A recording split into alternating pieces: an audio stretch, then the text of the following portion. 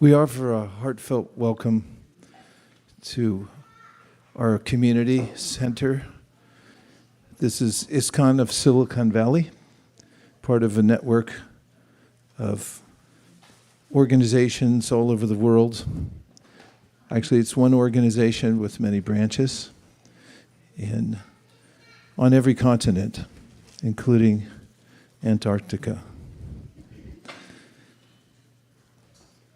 And the founder of our organization is His Divine Grace, A.C. Bhaktivedanta Swami Prabhupada, who you see on this ornate seat called the Vyasasana. And this is the seat, asana, of Vyasadeva. Vyasadeva is known as a representative of God who brings the knowledge of how to reach God. And there's a line of teachers coming from the beginning of the creation of this universe. And each one of them carries forward the message to the next generation to give opportunity to those who are eager to come out of the darkness of the material world. In fact, one of the main directives of the ancient literatures in the Vedas is tamasima jyotirgamai. Don't stay in the darkness, but come towards the light. So in a very general way, the human spirit wants to experience freedom and to see the light, the free light of the spiritual world. And there's a process to attain that. And that is a process given by Krishna, name for God, himself at the beginning of this world, or the creation of the world, so that everyone has an opportunity to improve him or herself and come to the level of what's called Krishna consciousness, or complete awareness of our relationship with God. In darkness, or in separation from that relationship, we experience darkness. And we become involved in an alternative world, which is sometimes referred to as the material world, where we are subjected to the laws of nature. Most obvious are birth. We didn't ask to be born. We were compelled by our previous activities to take a birth. Then there's disease. Nobody likes to get sick. In fact, we spend much of our lives trying to avoid that. And then there's old age, which comes of its own accord. And then, of course, death. And in the Bhagavad Gita, which is the prime text, a summary of all the teachings of the Vedas, all in one book with 700 verses, was spoken directly by Krishna about 5,000 years ago. He mentions the anomalies of the material world, janma mrityu jara vyadhi dukkha doshana darshanam. So the material world has these faults. And one might ask, is there a root cause of all suffering? That would be nice to know, because then if we could identify what that is, we could perhaps find the remedy for it. Oftentimes we find that when we don't feel well and we go for help, diagnosis doesn't necessarily come easily. Sometimes people don't feel well, but they don't know why, and nor do the medical professionals who look at us. They might not be able to say. But when they do diagnose, and then they say, not only can we diagnose, but we also have the cure, the remedy.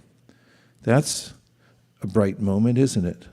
if you've ever had that experience, and generally speaking, anybody with a material body has had this experience, that something goes awry and you're in some kind of discomfort, and then you go to various health professionals, and some have theories, but they're not quite sure.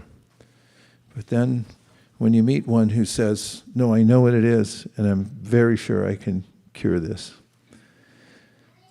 it's a bright day, because you know you found the right person, and the person has the cure. What if there was a way to cure all the anomalies of life? There was a root cause that one could identify, and there was a remedy for it that's available. That would certainly be a bright day. In this regard, one of the great teachers of the tradition of Bhakti Yoga, in fact, the one who brought it to the world most prominently, is known as an incarnation of Krishna, or Krishna himself, who appears after he appeared 5,000 years ago in the Kali Yuga. We're in a particular age right now where spiritual life is often confusing for people because so many different opinions, and what's more, we're busy. And because of being confused about which path to take, and also being busy with lots of other things, it's very difficult for many people to take up a spiritual practice. So Krishna comes near the beginning of Kali Yuga, this particular age, as Chaitanya Mahaprabhu, and he gives the teachings of the Bhagavad Gita again, and he shows how to follow them in the present age. And he gives a prescription. And in talking about the way one might feel when one comes in contact with a doctor who knows the cause of our suffering and also has the medicine at hand, in fact, in a little black bag. Doctors carry a little black bag. He told a story to one of his students that once there was a man who was suffering because he didn't have any means, nor did he have any prospect to have means in life. And his life was gloomy. And in a depressed state, he didn't know what to do. But one day he met an astrologer who was world-renowned. And in those days, days of yore, oftentimes those who were educated in various sciences like astrology would go from town to town and offer their services for free. So he met such an astrologer who was expert. He did special pujas every day, meaning he studied the science deeply, and he also kept his intelligence very sharp so he could intuit what he was reading in the stars, the chart of any person. So he became known as an all-knowing astrologer. And this poor man, upon meeting the astrologer passing through his town, inquired from him why he was suffering. So the astrologer, using all his techniques, looked deeply into the man's chart and the way he was being affected by the modalities of the world. And, of course, the poor man was hovering over him, just eager that somebody had taken his case. That's nice, too, when you find somebody who's interested in your case and will take it. It's like, I'm in a bad way, and you meet somebody that says, I'm going to help you. That's encouraging. But you still might wonder, can this person help me? So in that sort of anticipation, the poor man was watching the astrologer doing computations, reading the stars, seeing their relationship. And when he put down his writing instrument, he looked up and said, I have good news for you. You're not poor. And hearing those words, that one sentence, the man's countenance changed, and he thought his worldview changed suddenly. He wanted to hear more. And the astrologer told him that, according to my computations, which are never wrong, you are estranged from your father. He died in a distant place, and although you've had no contact with him, he was a very wealthy man. And he left you his entire fortune. Now the poor man, hearing this, previously he was a little slumped over, shoulders starting to fold inward. But now his posture changed. His feeling about life changed. He was cheery. And Chaitanya, who was teaching his student, but through this story said, how long does it take for a poor person who finds out that he or she is actually rich to change their mind about life? And he said it doesn't take any time at all. All you have to do is hear the sentence and you're relieved. But the astrologer went on from there and he said, I can pinpoint where he left the treasure. In those days, because they were the days of yore, it was not digital money, but there was actual gold and jewels. And he said, it's buried. And it's not far from you right now. It's just in your backyard. He said, there's a way to dig for it that you'll get it immediately. And he told him the ways that he could dig for the treasure and retrieve it. Now, this is a metaphor or an analogy that Chaitanya gave to his student, which indicates how quickly we can revive our attitude about life when we hear what the cause of our suffering is and how to alleviate it. And that our prospects are better than good, they're great. So this goes to the teaching of Bhakti Yoga, which is that each one of us is related to Krishna. And Krishna is a name for the Supreme Personality of Godhead. The Vedas say, Janmadyasa yataha. Everything comes from one divine source, and that includes us. And that we're part of that divine source, but we have a relationship with our source. And as it turns out from the ancient wisdom literatures like Sri Upanishad, the Supreme Personality of Godhead is a person, or I should say, our divine origin is personal. And we have a relationship with that person, as is mentioned in the Sri Brahma Samhita. Sanityo nitya sambandha prakritischa paraivasa. It's a very intimate connection. As if we have a loving, eternal relationship with that person who is also known, you'll be glad to know, in the Bhagavad Gita, as he says himself in his own words, that I am your suhrit. I am your best friend and best well-wisher. Now, Krishna is not an ordinary friend. There are many kinds of friends we can have in this world. I know that companies often advertise that they want to be our friends. United claims to fly the friendly skies. And they do try to maintain a friendly countenance when you fly on United. But if you don't pay them, that friendship is short-lived. And there are other kinds of friends in this world who are true blue friends, but things can change. Sometimes even family members where there's deep friendships, and relationships can change over inheritances.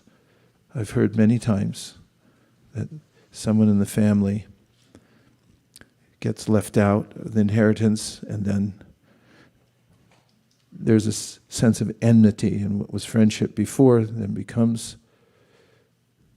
a contentious relationship. And so, friendships in this world, although very desirable, can change, and they can also come and go. We can have friendships and we can lose them. But Krishna is eternal, and we're eternal, and our friendship with him is eternal. And it's only to be discovered. So Chaitanya said, that's our great wealth, that we're in a very deep, eternal relationship with Krishna, the Supreme Personality of Godhead, who's the most beautiful person. He's the wealthiest. He's all-powerful. He's funny. He has control over everything in the universe. As he himself says in the Bhagavad Gita, that Sarvaloka Maheshwaram, I control and own everything. Who wouldn't want to have a friend like that? And so Chaitanya Mahaprabhu said, the process of Krishna consciousness is to revive that eternal relationship that we've forgotten about. And another story that comes from the Srimad Bhagavatam, chapter 87 of the 10th canto.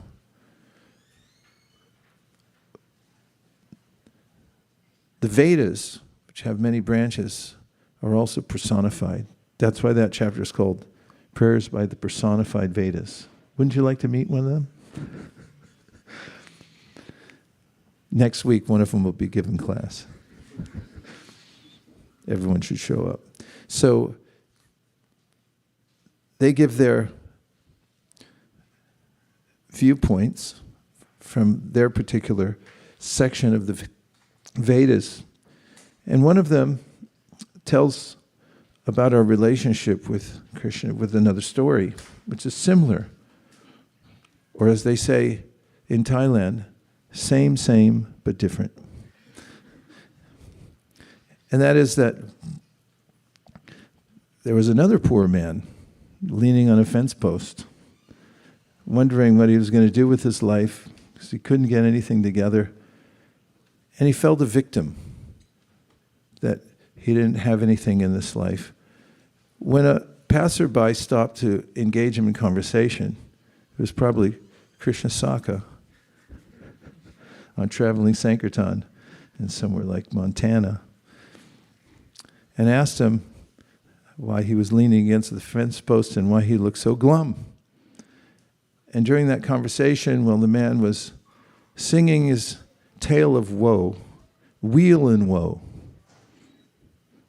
he had a tale of weal and woe, and doesn't everybody in this world? Do you know what weal and woe is? You better look it up. Weal is spelled W-E-A-L, and woe is spelled W-O-E, weal and woe.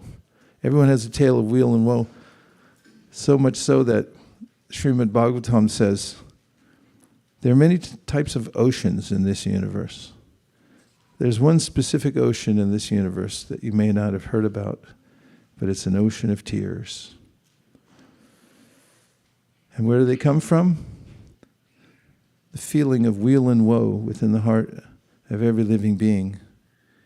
Everyone has something to lament here, something lost, a loved one, lost property, or feeling victimized in life. And from the crying of every living being in this world, even animals cry. All those tears accumulated form an ocean. So that's how that man felt, leaning against the fence post till he met Krishna Saka. And then Krishna Saka, in his normal jovial way, pointed out or noticed around the man's neck was the top of a necklace. And he thought, that doesn't seem to match the rest of his disheveled look. After all, the man was grubby, unkempt, his clothes shabby, and definitely his countenance was downcast. And when Krishnasaka asked him, "Oh, what's that around your neck?" the man seemed surprised. "What around my neck?" And then he reached for what Krishnasaka pointed to, and he pulled out a necklace. And at the end of the necklace was a jewel that was so bright that Krishnasaka had to cover his eyes. It was so effulgent. And asked, "What is that jewel? I've never seen anything like it." And then the man remembered, "I received this jewel many, many years ago as a family heirloom passed down to me from my family, and they told me it was of inestimable value. And all this time it was around my neck, and I was going on with my life, absorbed in wheel and woe because I couldn't ever get ahead. And I forgot that this had been bequeathed to me all those years ago." So the personified Veda said, this is the situation of every one of us.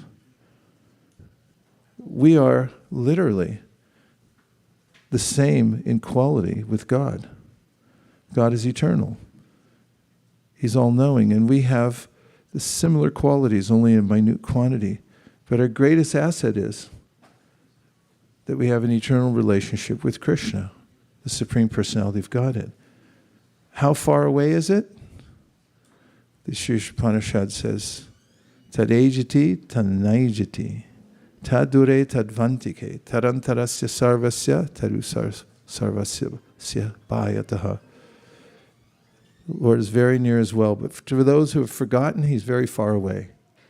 They cannot conceive how far away, they can't even conceive of God at all. But He's so near to us that He's next to us in our heart. You can't get any closer. So Chaitanya Mahaprabhu said the process of Bhakti Yoga is simple. It can be enacted within a moment just by hearing that we have a relationship with Krishna, the Supreme Personality of Godhead, who's our ever well-wisher and our friend. He's already there within our heart. And then he began to tell the process of Bhakti Yoga and how anyone from any position in life can take it up.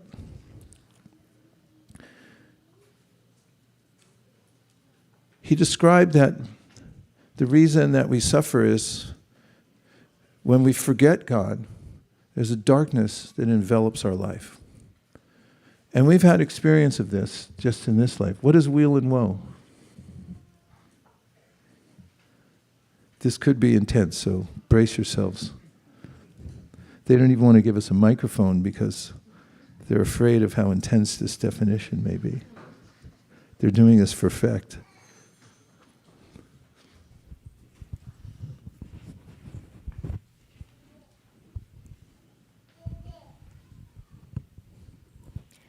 Weal and woe is an English idiom meaning prosperity and adversity. Weal refers to a state of well-being, prosperity, or the common good, coming from Old English weal, and wella, meaning wealth, worldly riches, and later welfare, well-being. Woe refers to great distress, sorrow, or calamity, originating from the Old English exclamation, wa or way, a common expression of lament. Of lament. And this is what Chaitanya Mahaprabhu described in the Sanskrit language as bhoga tyaga. That we get something with our hard work, and there's an idea that we're going to enjoy it, but the idea and the real enjoyment comes 2 seconds before we get it. But as soon as we get it, we start lamenting.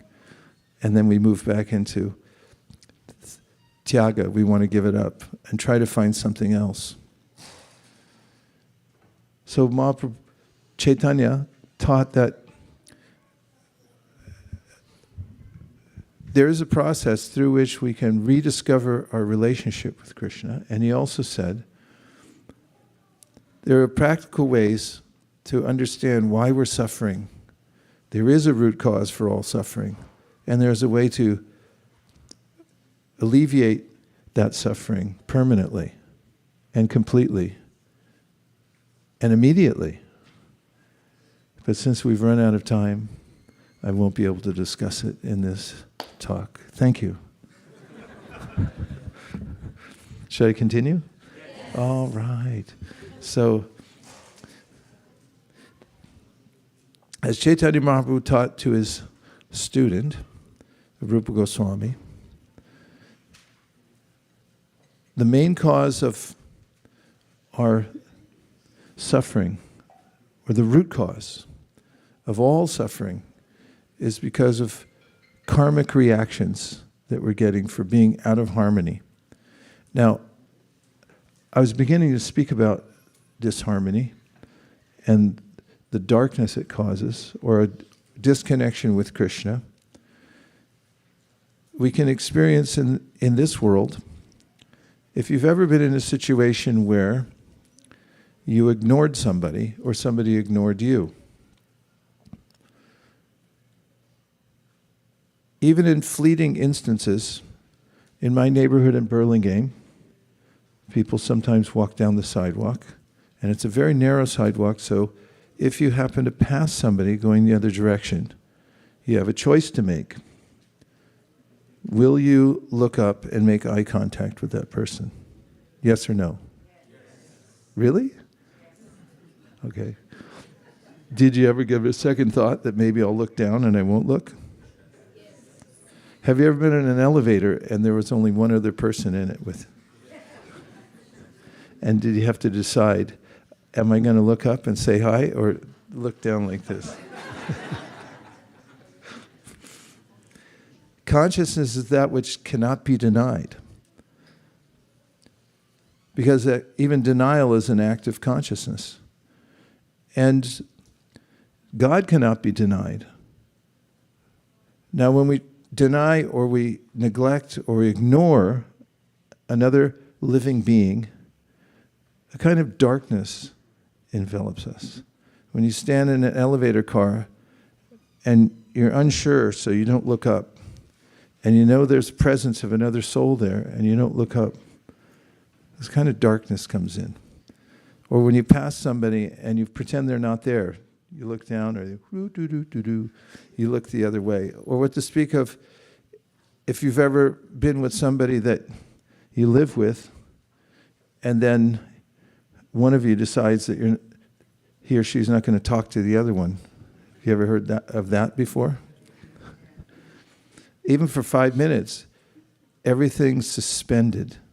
There's a paralysis in the environment. Like, such and such is not talking to me. Or I've heard many times in families, oh, I haven't talked to my brother in 20 years, somebody says. And how do they feel? Suspended. There's a patch of darkness within their heart because of ignorance. Ignorance means ignorance. You ignore that which is real. And that's the condition of the whole material world. The material world is an emanation from Krishna. Krishna is directly within our heart. But I'm do. Whatever I can do, I invent a game where a man gets a flat stick, a stick with a flat part at the bottom. And then we'll come up with some kind of rubber ball. And then we'll have the other guy heave it at the other guy. And then see how far he can hit it. And then run around. And we'll throw in a uniform and then advertise it on TV. And people will come from miles around. Do.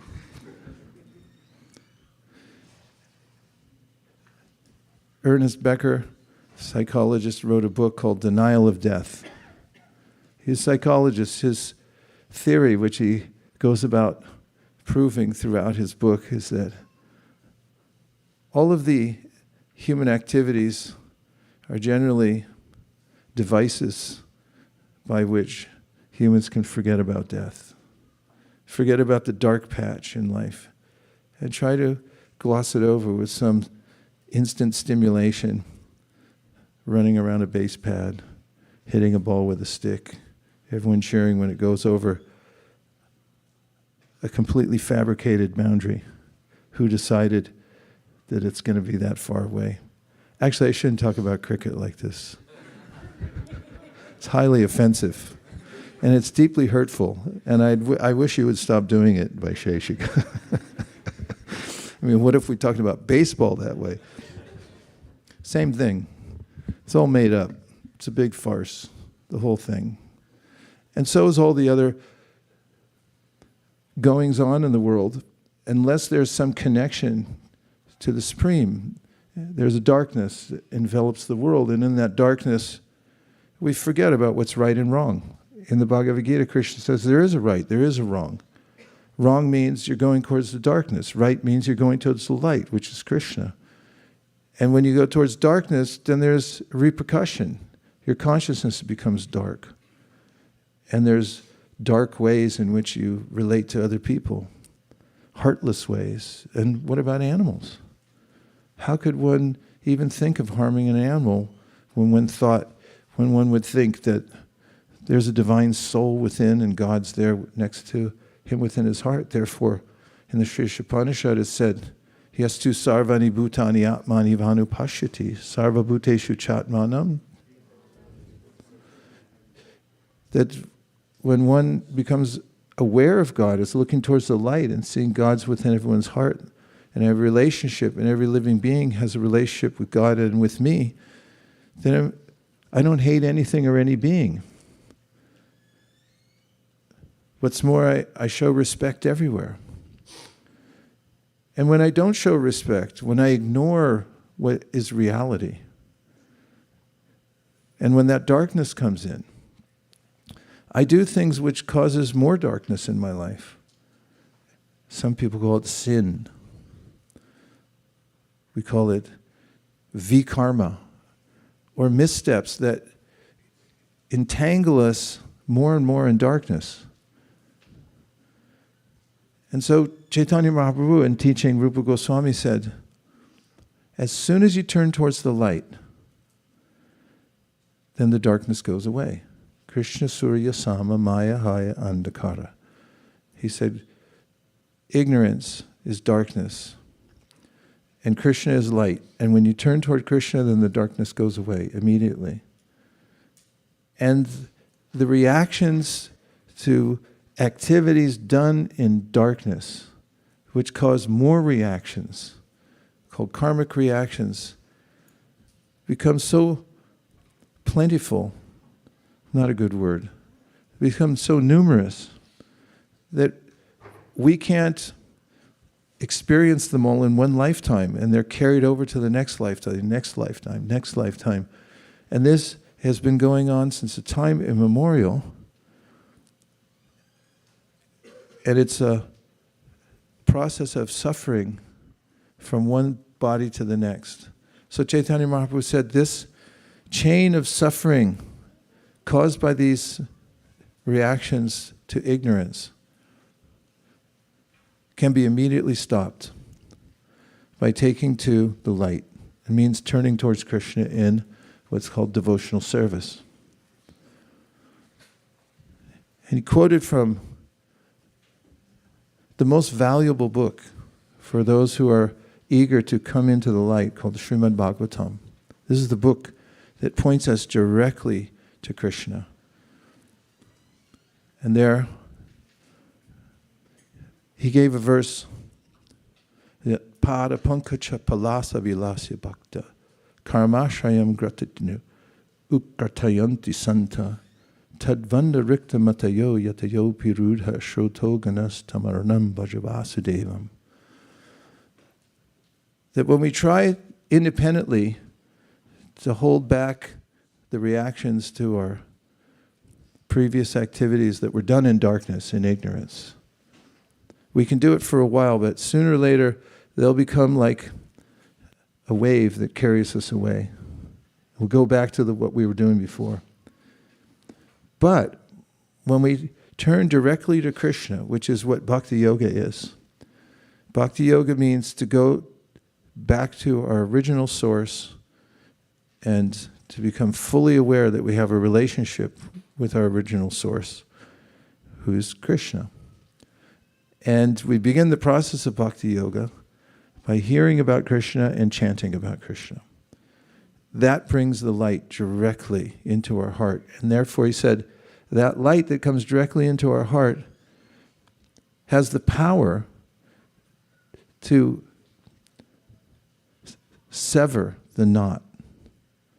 It's a mixed metaphor, but the fact is that we have a knot in our heart, which is all of the previous ways that we've been confounded by the material world and acted in a wrong-headed way that have formed this convoluted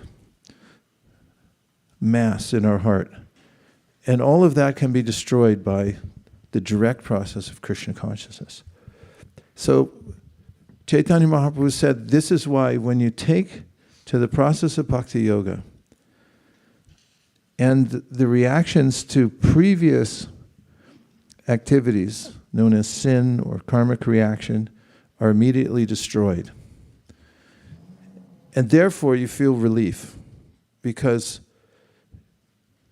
you're no longer under the pressure of those previous sinful reactions in your heart. They're alleviated immediately by the process of bhakti yoga. And therefore, the first symptom of those who take to the path of bhakti is freedom from distress. Because we know what the root cause of distress is, and it can be alleviated immediately by bhakti. And the most available process is what's called sankirtan. The process of sankirtan means that you remember the Supreme Personality of Godhead Krishna by chanting his names. What's more, the name of Krishna is exactly the same as Krishna. There's no difference. Actually, there is a difference. If I may contradict myself mid-sentence. In the teachings of the primary disciple of Chaitanya, he gave a poem in which he said, okay, there's no difference between Krishna and his name. No, but there is a difference. He says that. The difference is only that the name of Krishna is more merciful than Krishna himself, even though they're the same.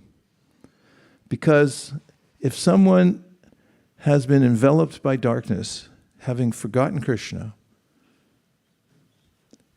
and is so far afield from Krishna in any of the ways that one could be in contact with him, memory is completely gone. Just by hearing the name of Krishna or saying the name of Krishna, then one comes directly in contact with Krishna. One's previous sinful reactions are destroyed, and one is firmly situated on the path of devotional service. And this can be done by chanting the names of Krishna. Therefore, the Srimad Bhagavatam, which I referred to before, says that the primary process in the Kali Yuga and the process through which you can destroy any amount of the accumulation of what's causing us any distress in this world, the darkness caused by forgetting Krishna, that darkness will be lifted. If you're using the metaphor of a knot, the knot can be cut by the process of chanting Hare Krishna. So that's our primary practice here. And this is what our founder and Acharya, or the teacher who's brought these tenets of Bhakti Yoga to the world, to the light in the world, did when he came to America with the mission of giving people the opportunity to take this direct process of seeing and being with God. And that is chanting Hare Krishna. He did it in a park in New York City because he wanted a double-blind study. He figured he'd come to a pristine place to start the experiment where no one had ever done it before. So no contaminated site, petri dish fully sterilized. He started in a park in New York City by himself with the simplest of implements, just a little rhythm instrument, and he kept the rhythm going for a couple hours every day, and he chanted the mantra, which is a prayer to God, and it's also God's names. And just by doing that, people began to gather around. And you see pictures from these days in New York City, circa 1965, 1966. And after a while, people spontaneously began to dance. Why do you think that is? Because they were hearing and chanting the name of Krishna, and the reactions to previous karmic activities, V-karmic activities that were in their heart, the darkness that was there, it just naturally cleared up. And sometimes people ask, well, how do you know when you're coming in contact with a genuine spiritual process? And my question to you is, how do you know when you're hungry? I was thinking about that today because I was hungry for a little while. And I was wondering how I knew I was hungry. Do you all know when you're hungry? How did you know? Did somebody fly in and tell you?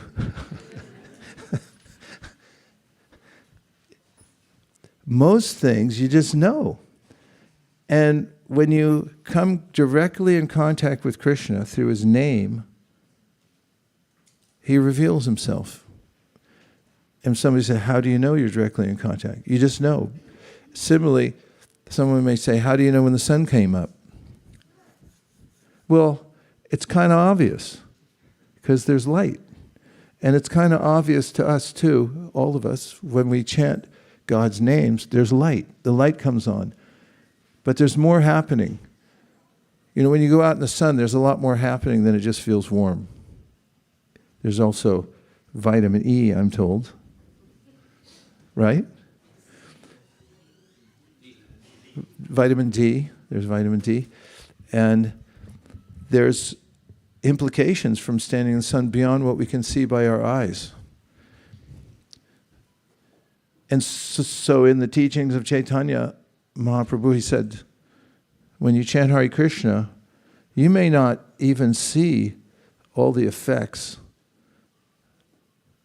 with your eyes. And that's why one summer, about 6 years ago, I wrote an essay called Sunshine on a Cloudy Day. I know I stole that from a Motown artist who sang a song, I've Got Sunshine on a Cloudy Day.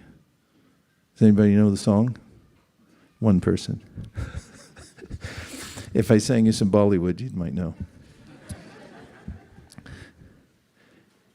And the reason I wrote it was because I wanted to make a comparison to the chanting of Hare Krishna and what I experienced in Golden Gate Park. Because we were getting ready for Rath Yatra, and I was helping to set up the booth for books.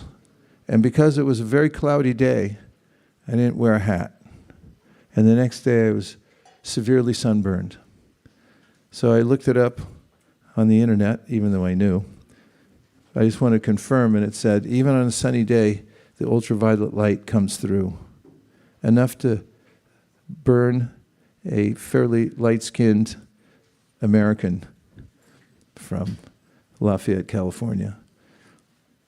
And I thought about the ways Chaitanya Mahaprabhu said, even if you don't perceive all the effects you're getting from chanting Hare Krishna right away, just wait and see, because the radiation comes through. As Chaitanya Mahaprabhu said, Nam Nam Akari Bahuda Nija Sarva Shaktis. You don't know this right now, but when you say God's name, so much light is coming through, and it's personal. It's coming directly from Krishna. And so this is the most direct process prescribed by all the greatest spiritual authorities that anyone can take to in Kali Yuga. And I have more good news, and this is the last thing I'll say. And that is that because this age is considered to be very, very bad, that's good. when things are so bad, oftentimes the authorities give a dispensation, like not right now, but oftentimes authorities give a dispensation to the public because they think everyone's so downtrodden, we should just wholesale give everyone the benefit of the doubt and help them out. And that's the way in universal affairs and the way when Krishna brings his message to the world in the process. Kali Yuga is said, Kalim sabhajiyantyarya gunagya sarabhargina yatra sankirtananeva sarvaswarto bilabhite. And that is, wise people know that the worst age is the best. And the worst age is? Yay, Kali Yuga. It says, Kalim sabhajiyantyarya gunagya sarabhargina. If you know what the purpose of life is, you'll know that this is your age. So if you're at all feeling a little glum today, you can cheer up because you landed in the right age at the right time. Just a few minutes after Chaitanya Mahaprabhu was here and taught this, in geological time, 500 years is nothing. And we're here just absorbing the vibration, and that's what this ISKCON society is. We are following in the footsteps of Chaitanya Mahaprabhu, who just recently taught this with all the authority of the Srimad Bhagavatam, Bhagavad Gita, and the disciplic line. So anyone who would take to a spiritual process would do well to investigate Bhakti Yoga and see that you'll get all the benefits available in every other age, from performing huge fire sacrifices or building gigantic temples or sitting in meditation for thousands of years, which today most people can last for 2 seconds because that's the length of a TikTok video. And the brain gets trained on that. It's like, okay, meditate. See if you can make it to 2 seconds. Okay, that's it. But in this age, Harinama, Harinama, Harinam eva kevalam, kalau, nasteva, gatiranya. Because nobody can believe it, that it's that simple. Everyone says, come on, you got to have to at least fast for a fortnight, or at least you have to pierce something, or sit on rocks, or walk across hot coals, or pluck out your eyebrows. There must be something more arduous or complicated that you have to do. So the Shastra says, I'm going to say it 3 times, just so you get it. Harinama, Harinama, Harinama, eva kevalam. There's only one process, absolutely positively, and that is chanting the names of God, chanting the names of God, chanting the names of God. That's it. 3 times it says it's, so catch our attention. So that's why we're called the Hare Krishna movement, because everyone hears Hare Krishna, Krishna Krishna, Hare Hare, Hare Rama, Rama Rama, Hare Hare. And that is the direct, concise, completely effective method that anyone from anywhere can take up. And by chanting Hare Krishna 1 time, Hare Krishna, it destroys more of the karmic reactions that you could commit in millions of lifetimes just by 1 time saying Hare Krishna. Hare Krishna. So Srila Prabhupada brought that process. He taught it in Thompson Square Park. It started from there. It spread all over the world. And now we'd like to see it spread all over, not just Silicon Valley, but the whole Bay Area. Because people are suffering. There are differing views about everything. It's more contentious time than ever in the world, any subject. And people are beleaguered. They're fatigued. They have fatigue from misidentifying themselves with the body. They have fatigue from trying to keep up with all the arguments, trying to figure out just how to survive in the world.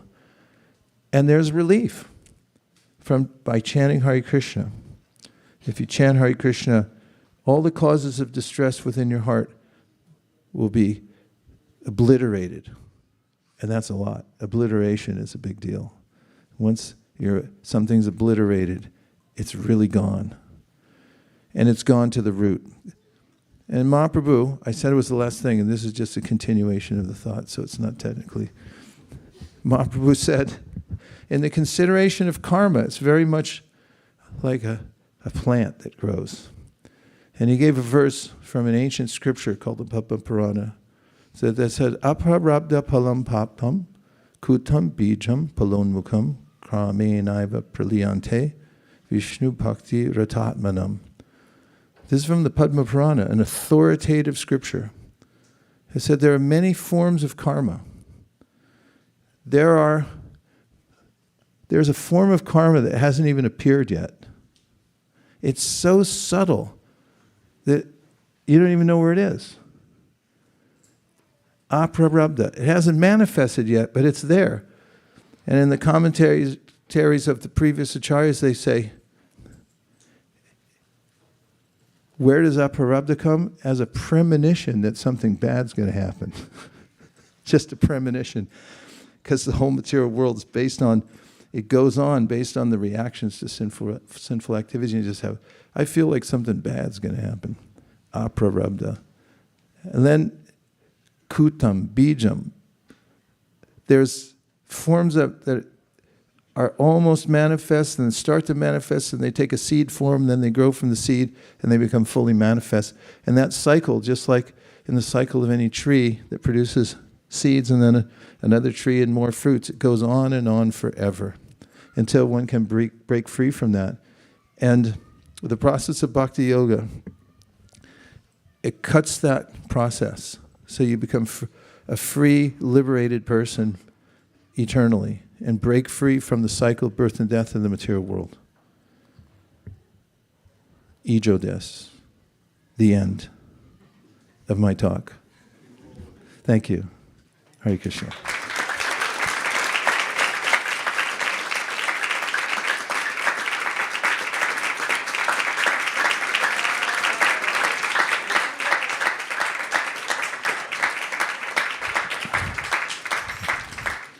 Now, since we have our chorus assembled, and I've been noticing over the last several weeks that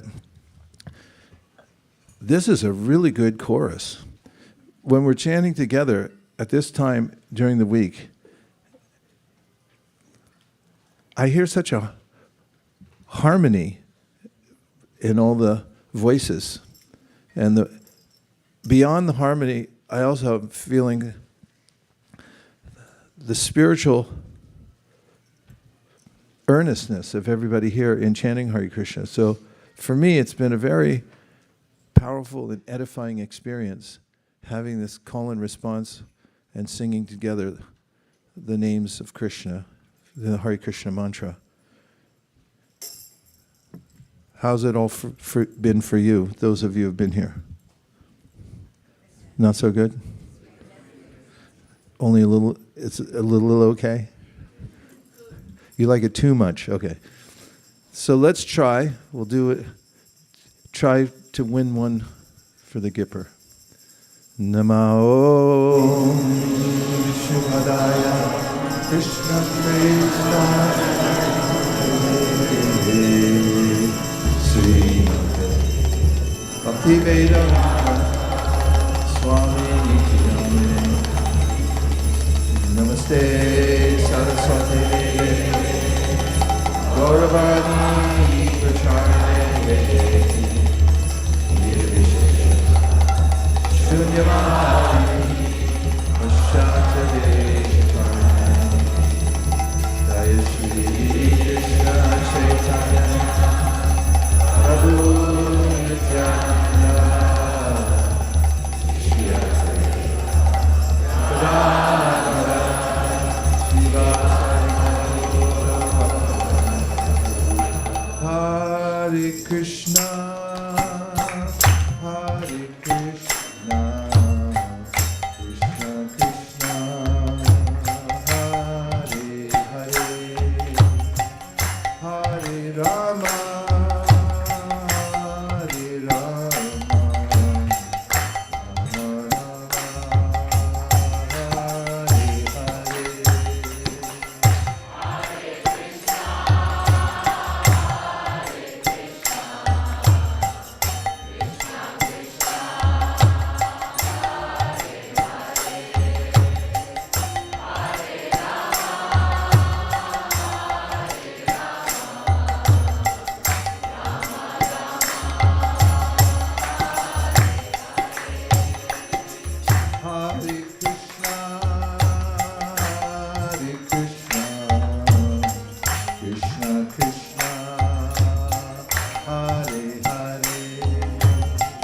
Hare Rama, Hare Rama, Rama Rama, Hare Hare.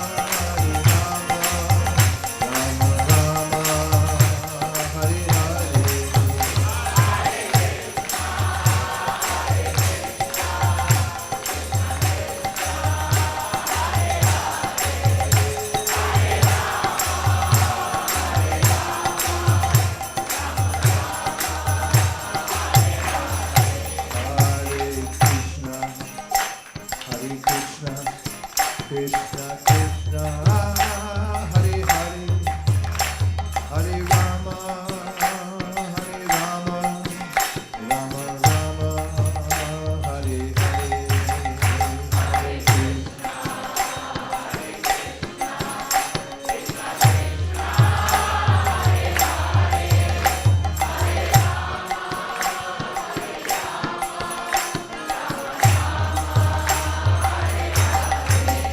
Hare Krishna, Hare Krishna, Hare Krishna, Krishna Krishna, Hare Hare, Hare Rama, Rama Rama, Hare Hare. Hare Krishna, Hare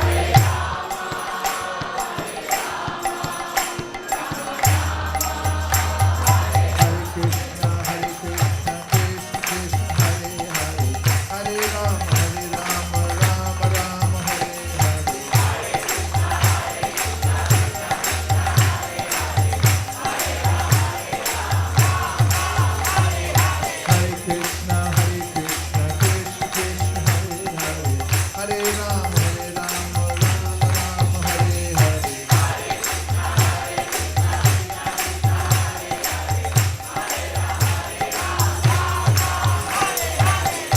Hare Krishna, Hare Krishna, Krishna Krishna, Hare Hare, Hare Rama, Rama Rama, Hare Hare.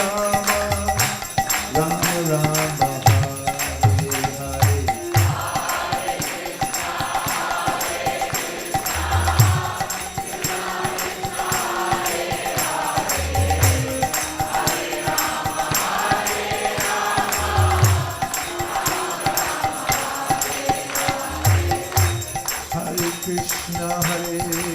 Krishna, Krishna Krishna, Hare Hare, Hare Rama, Rama Rama, Hare Hare. Hare Krishna, Krishna Krishna, Hare Rama, Rama Hare Hare. Krishna, Krishna Krishna,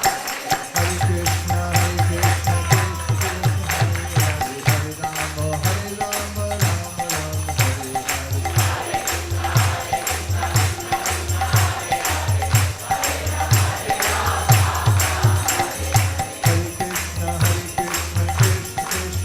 Hare, Hare Rama, Rama Hare Hare.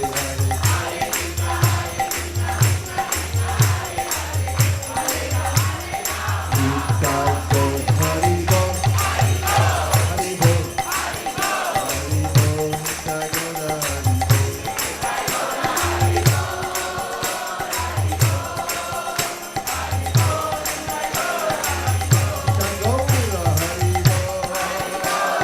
Gaur, Hari Gaur, Nitai Gaur, Hari Gaur.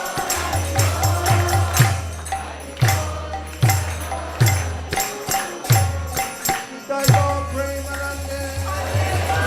Shri Ram Sankirtan ki, Shri Ram Mantra ki, Shri Ram Prabhu ki, Gaur Premanande. Nitai Gaur, Hari Gaur, Hari Gaur, Hari Gaur, Nitai Gaur, Hari Gaur.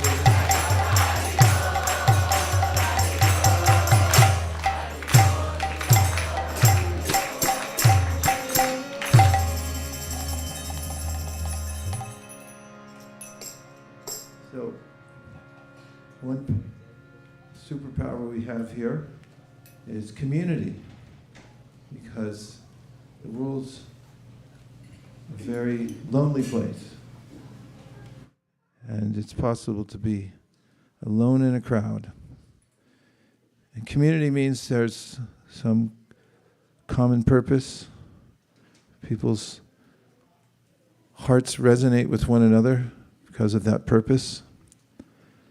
And one of the main processes of Krishna consciousness is to make friends. And friendships are especially enhanced by 6 activities. One is giving gifts. The other is accepting gifts.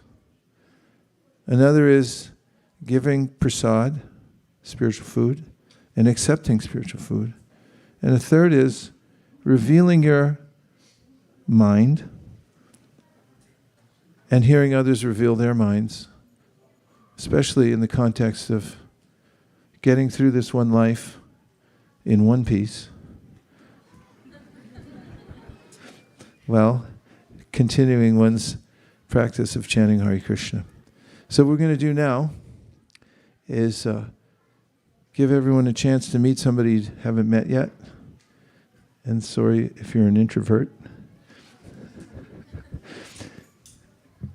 We'll just take a moment, like 5 minutes, and just find somebody that you don't recognize, or that you do recognize but you have not spoken to before, because we're watching.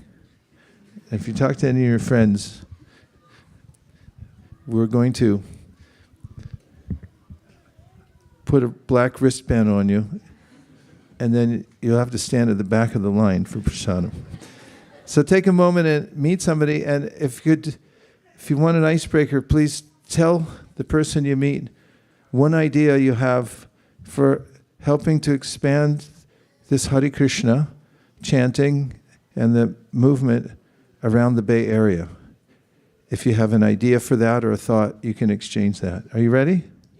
Yes. Mark is set, go. Meet somebody you never met before.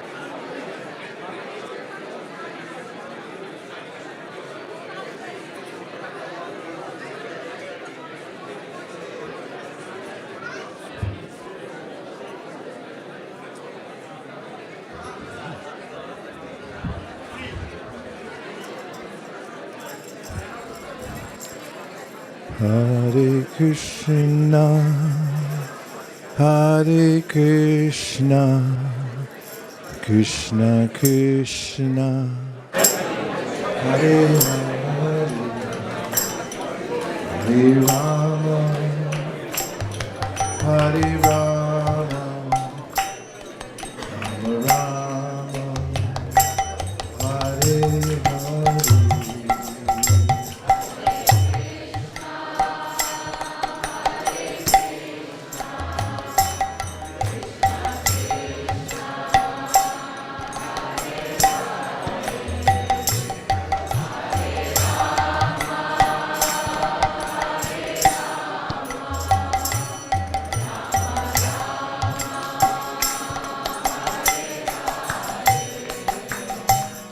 Hare Krishna, Hare Krishna, Krishna Krishna, Hare Hare, Hare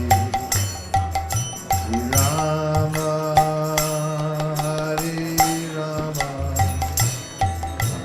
Rama, Hare Hare.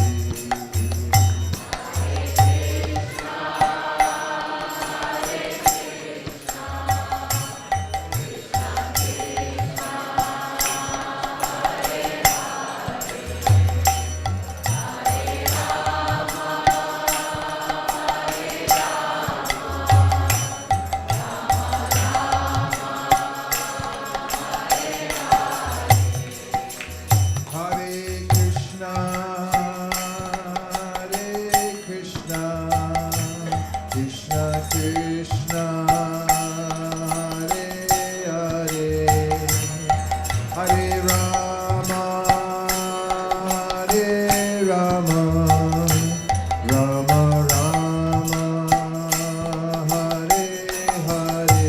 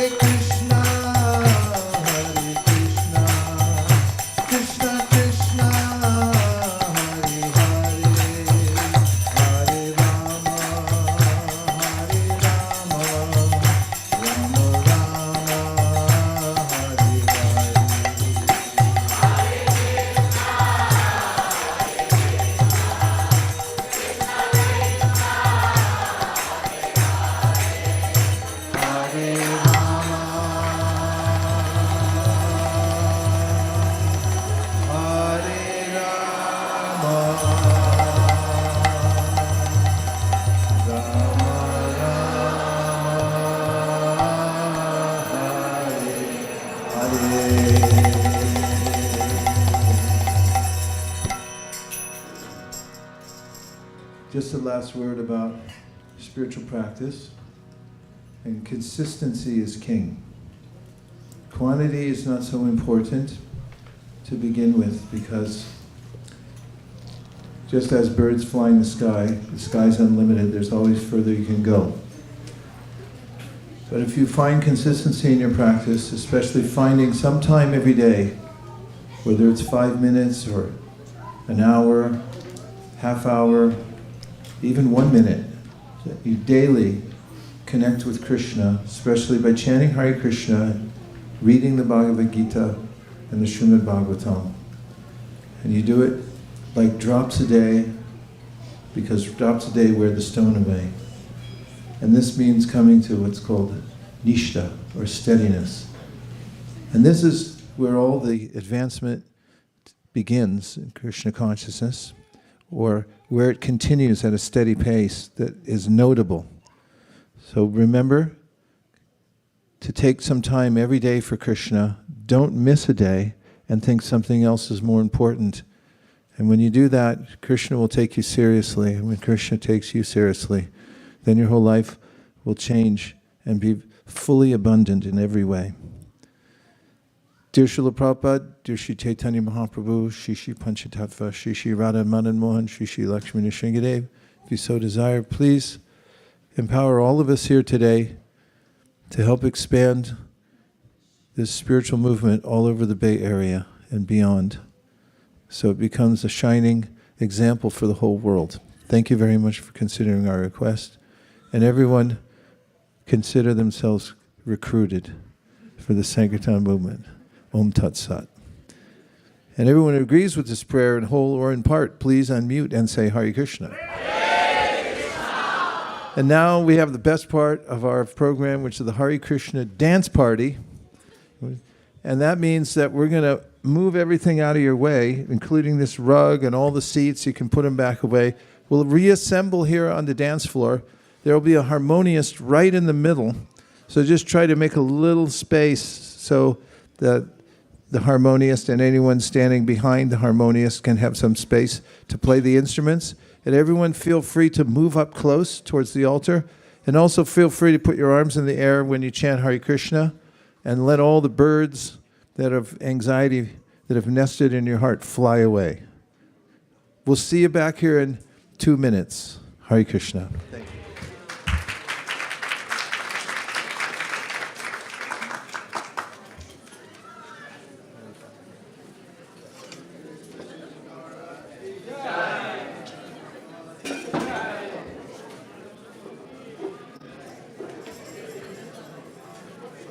That's all right, it's going that way.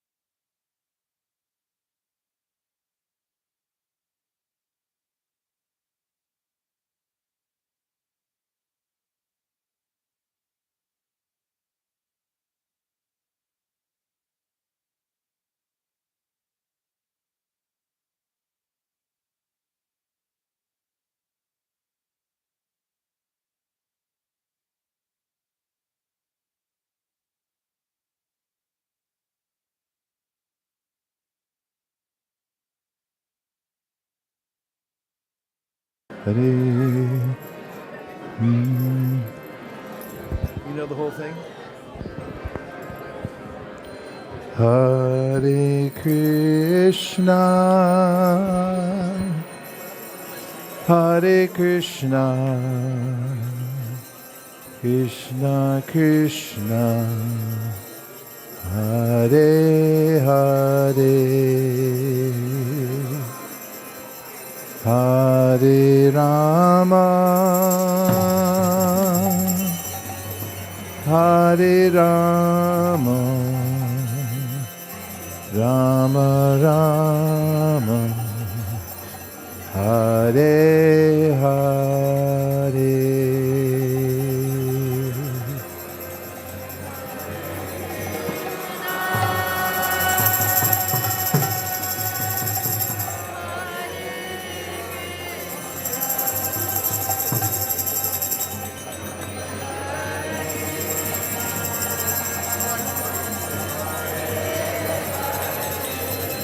It's all you, it's all you.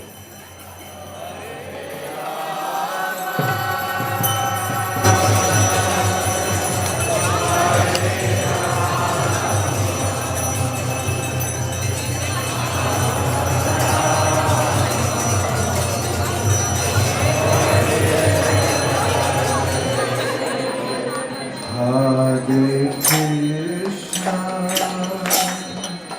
Hare Krishna, Krishna Krishna, Hare Hare, Hare Rama, Hare Rama, Rama Rama, Hare Hare.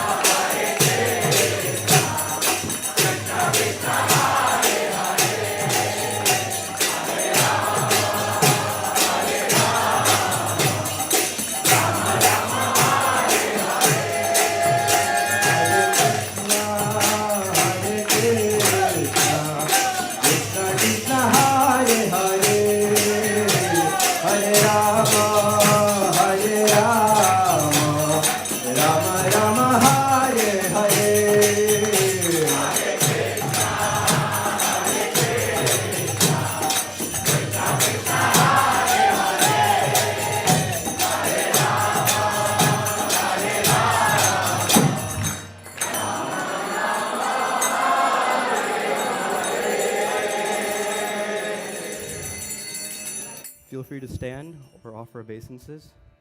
Jayom Vishnupad Paramahamsa Parivrajagacharya Ashtotara Shata Shri Srimad His Divine Grace Srila Bhakti Vedanta Swami Srila Prabhupada Ki Jayom Vishnupad Paramahamsa Parivrajagacharya Ashtotara Shata Shri Srimad His Divine Grace Srila Bhakti Siddhanta Saraswati Thakur Ki Ananta Koti Vaishnava Vrinda Ki Nama Acharya Srila Haridas Thakur Ki Prem Se Kaho Shri Krishna Chaitanya Prabhu Nityananda Shri Advaita Gadadhar Shivasadi Gaura Bhakta Vrinda Ki Shri Shri Radha Krishna Gopa Gopinath Shyama Kund Radha Kund Giri Govardhan Ki Shri Vrindavan Dham Ki Shri Mayapur Navadvip Dham Ki Shri Jagannath Puri Dham Ki Ganga Mai Jamuna Mai Ki Tulsi Devi Bhakti Devi Ki Samaveta Bhakta Vrinda Ki.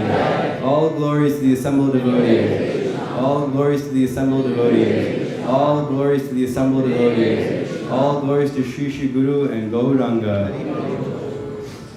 Hare Krishna, Hare Krishna, Hare Krishna, Krishna Krishna, Hare Hare, Hare Rama, Hare Rama, Rama Rama, Hare Hare, Hare Bol, Hare Bol.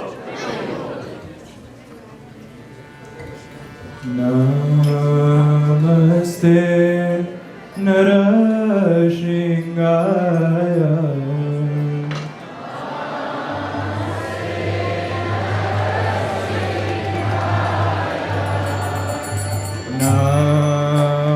Namaste Narashingaya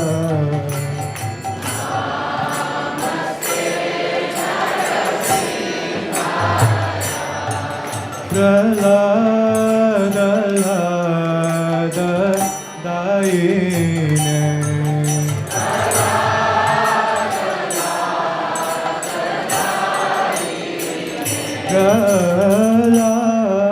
Prahlada Daine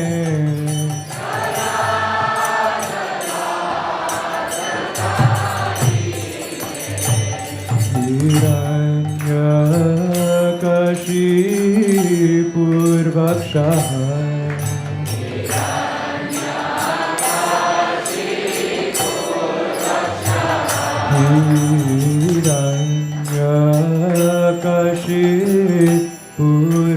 Hiranyakashipurvakshah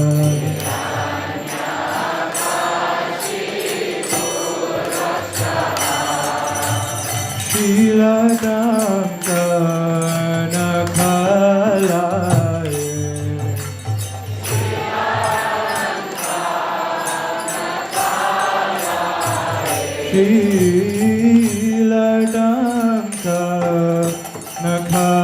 Shiladamkanakalaye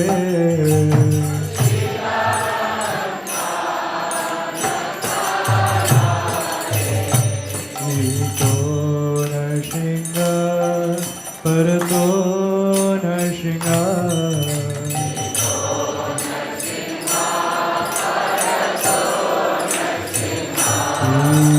Ito Narshinga Parato Narshinga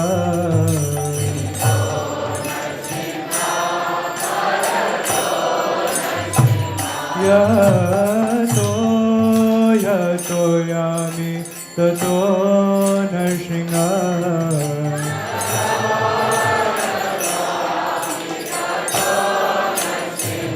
Yato Yato Yami Tato Narshinga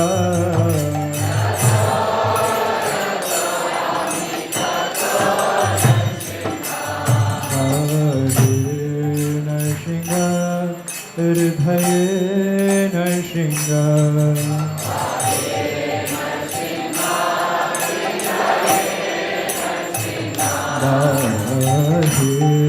Narshinga Hridaye Narshinga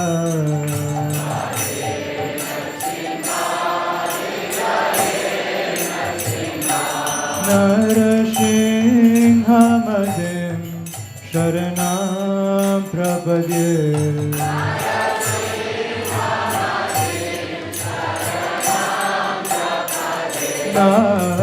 Narashinha Hamadiam Sharanam Prapadye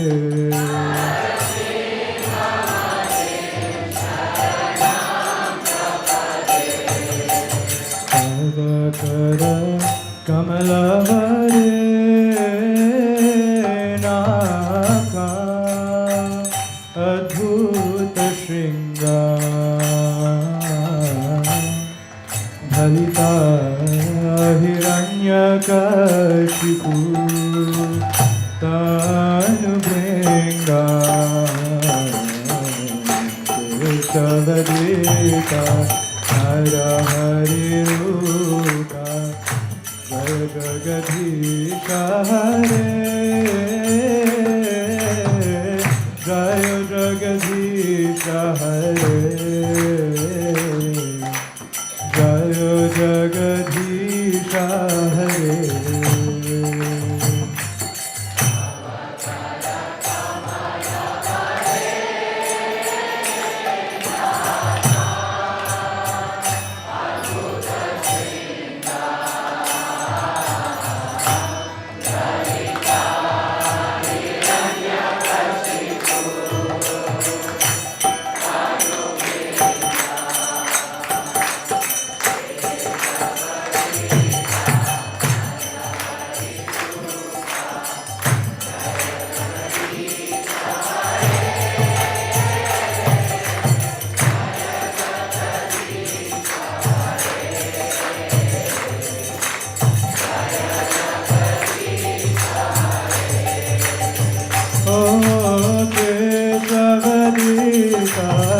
Narahari Rupa Jaya Jagadisha Hare Jaya Jagadisha Hare Jaya Jagadisha Hare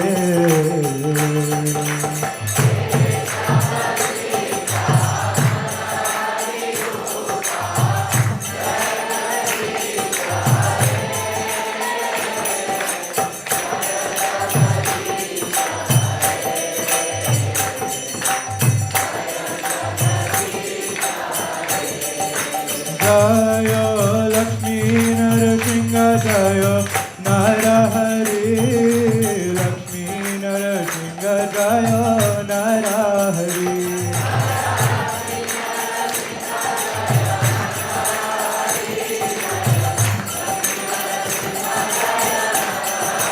Jaya Prahlad Maharaj Bhakta Prahlad Prahlad Maharaj Jaya Bhakta Prahlad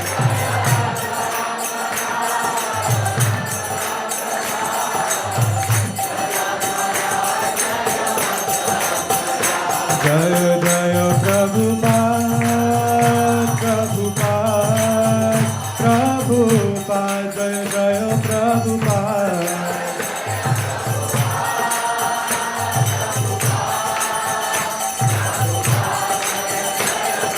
Jaya Jaya Gurudev Gurudev Gurudev Jaya Jaya Gurudev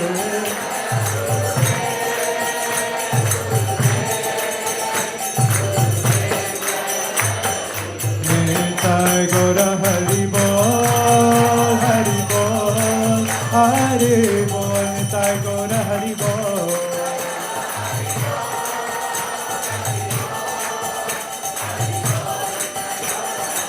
Nitai Gaura Hari Bol Hari Bol Hari Bol Nitai Gaura Hari Bol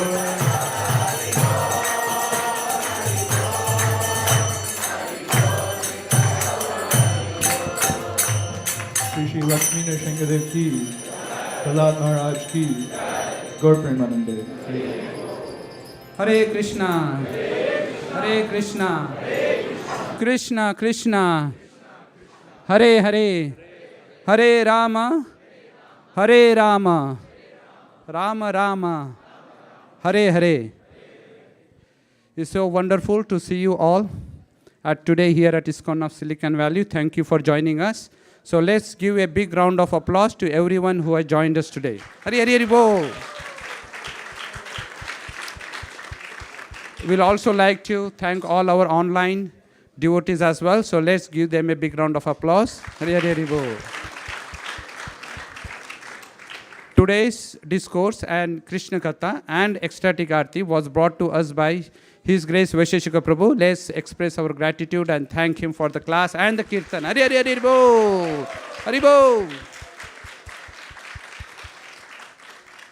And the Narsingha Aarti was led by His Grace Adiraj Prabhu. So let's thank him for bringing an ecstatic Aarti. Hari Hari Hari Hari Bol.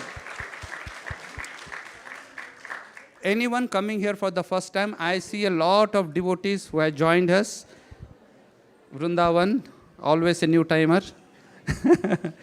Thank you. So if you have any questions, please reach out to me. My name is Sri Gopal Das or Hanspriya Mataji. We will be happy to assist you or help you in any questions that you have. Hare Krishna. So let's chant one Mahamantra for all our newcomers. Hare Krishna, Hare Krishna, Krishna Krishna, Hare Hare, Hare Rama, Rama Rama, Hare. Also, we like to thank His Grace Charunimai Prabhu for bringing broadcasting of this program. Haribo.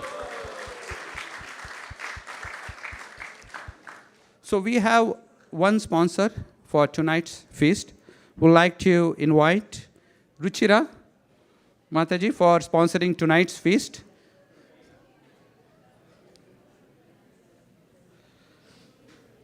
Hare Krishna, Ruchira Mataji, thank you for sponsoring. Hari Hari Hari Bol. Would you like to say a few words? I think you've been just started coming for a few weeks or months. Yeah, please, if you have any words to say, please. Hare Krishna. This is just on the occasion of my birthday, which happened recently. All I pray and wish is, please enjoy the food. This is all from Krishna, it's not from me. And hopefully, like, the only prayer that I ask in return is, may my bhakti towards Krishna increase, and may we always be in service of him. Thank you. Hare Krishna. Hare Krishna. Thank you so much. Hare Krishna. So what's coming up this week? We have an exciting festival that's coming up. No guesses? Any guess? Okay, all right. So we'll like to invite Her Grace Hanspriya Mataji for telling us what we have exciting this weekend. Hare Krishna. Who would like more protection? So where are we going to be next Saturday? Here at ISV. So we will begin at 4:30 a.m. in the morning with a Mangla Aarti, and we'll have a nice morning program. And then we will have a services. It's Saturday, right? Most of you can go out on books. Some of you cannot go on books, can go in the kitchen, can help Sri Gopal Prabhu set it up, the parking lot with the festival setup, right? So plan to be here, and you can actually chant all the way to until the Prahlad Maharaj hears your prayers, right? So let's come together and serve together. There's a beautiful services beforehand as well. You can come help out, devotees who do the beautiful decoration. There are many senior Matajis. Actually, they get involved in chopping and prepping. And it is time for everybody else to become resourceful. So please take advantage of becoming resourceful. Ask devotees, we need help cleaning up everything, the windows, the Prabhupada's umbrella. So there's a plenty of service for everyone, including kitchen. If you don't know it outside, you can go help out in the kitchen. And then we will have the decoration Thursday and Friday before the festival on Sunday. So we'll see you on Friday for sure and Saturday for sure. We'll have morning program as well as the evening program. And then the Sunday, it's going to be Mother's Day, but I don't see many mothers in here.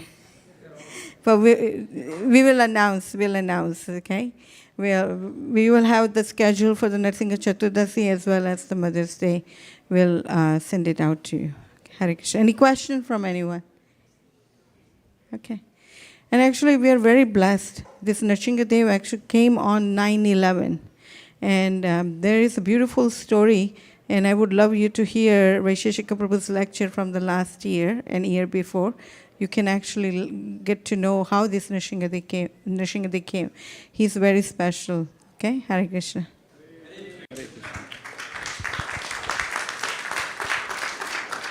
So we will all see you Saturday morning and as well as Saturday evening, right?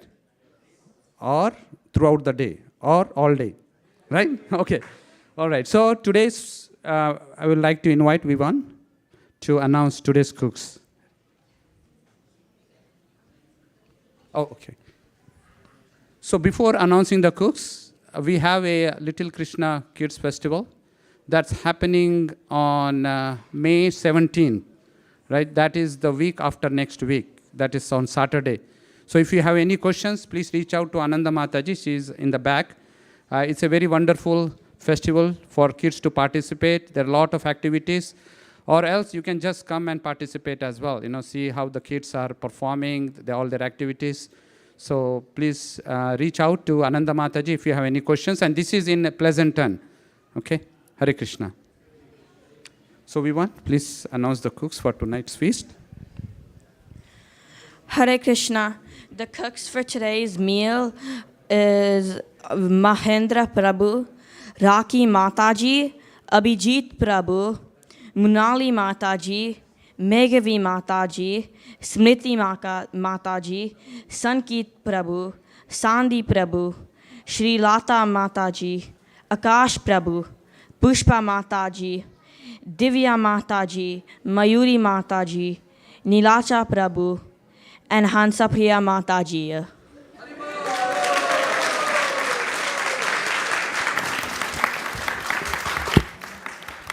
Thank you, Vivan. Now we will go to Prasad Seva prayers. Adriraj? Okay. Haribol. Sharira Vidyaja Jorendriya Taheta Jive Fele Vishaya Sagore Karmadhe Jivayati Lobhamoy Sundurnati Take Jeta Katina Samsare Krishna Badodoyamo Kori Dhare Jivaja Saprasadanna Dhilobha Seyamnamrita Pao Radha Krishna Guna Gao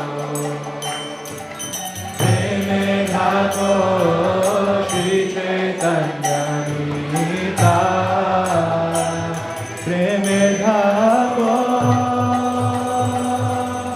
Shri Chaitanya Nita Mahaprasade Govinde Namo Brahmane Vaishnave Sarva Punyavatam Rajan Vishwasanagajayate Prasade Sarva Dhikanam Hanirashopajayate Prasanna Krita Soyashu Bhuti Paryavashishta Tetvayopa Bhukta Shaganta Vasalankara Charpita Uchishta Bhuvino Dasa Navamayam Jayamahi Shuksham Paryushitam Bhapi Nitam Bhadurveshataha Prapti Matrena Bhoktavyam Natra Kala Vicharana Na Desha Niyamastatra Na Kala Niyamastata Praptam Manandrutam Shishte Bhoktavyam Hariratnavi Bhagavad Shri Mahaprasadam Ki. Please come take